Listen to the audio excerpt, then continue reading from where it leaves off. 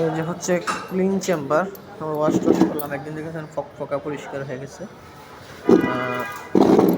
এই যে পাইপগুলো নতুন লাগিয়ে দিচ্ছি বানিয়ে। আর হচ্ছে এই আগের দুইটা পুরান দুইটা কন্ডিশন দেখতে পাচ্ছে কী অবস্থা।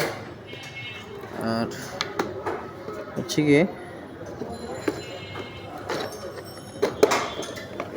গাড়ির রিসিভার ডায়ারটা আমরা নতুন দিয়ে দিচ্ছি। এটা হচ্ছে রিসিভার ডায়ার, যেটা গ্রিসটাকে ছাকে, এটা আমরা নতুন দিয়ে দিচ্ছি।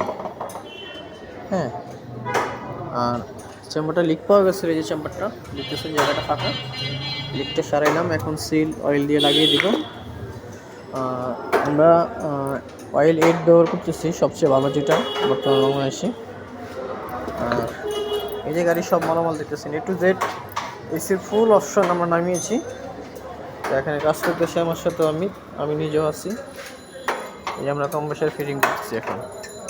এটা কম্প্রেসার নিচে থাকে আর এটা সব খোলা গাড়ির।